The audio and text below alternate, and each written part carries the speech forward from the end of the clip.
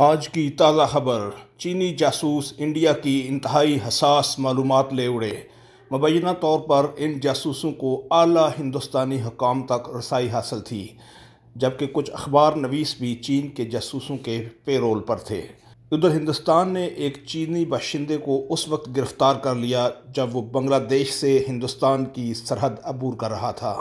ہندوستان کی border security force نے دعویٰ کیا ہے کہ یہ چینی باشندہ ہندوستان میں جاسوسی کی نیت سے داخل ہو رہا تھا اور اس کے پاس 1300 سے زیادہ ہندوستانی سمیں تھیں۔ اس کے علاوہ اس کے پاس کیمرہ، لیپ ٹاپ اور 3 فلیش ڈرائیو بھی تھے۔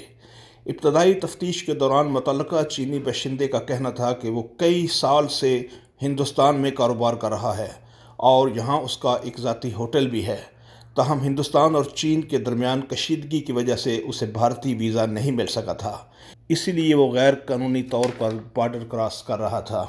یاہو نیوز کے مطابق 36 سالہ ہان جن وی کے نام سے شناخت ہونے والے شخص کا تعلق چین کے ہوبی علاقے سے ہے۔ غیر جانبدارانہ ذرائع کے مطابق ہان جن وی نے غیر قانونی طور پر بھارت کا بارڈر ضرور کراس کیا تھا، مگر اس کا جاسوسی سے کوئی تعلق نہیں، اور بھارتی ایجنسیاں اصل جاسوسوں کی گرفتاری میں ناکامی پر ایک عام چینی باشندے کو جاسوس قرار دے رہی ہیں۔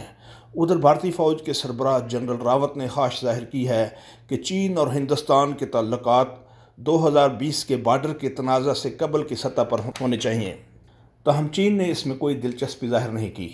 یاد رہے کہ پچھلے سال چینی فوجیوں نے گلوان وادی اور اولڈی بیگ کے علاقوں میں کئی بھارتی چوکیوں پر قبضہ کر لیا تھا اور بڑی تعداد میں بھارتی فوجیوں کو جان سے ہاتھ دھونے پڑے تھے۔ موجودہ صورتحال میں ہندوستان کی شمالی سرحد پر اس کی فوج چینیوں کے رحم و کرم پر ہے، کیونکہ وہ جب چاہیں بھارت کی سپلائی لائن کاٹ سکتے ہیں۔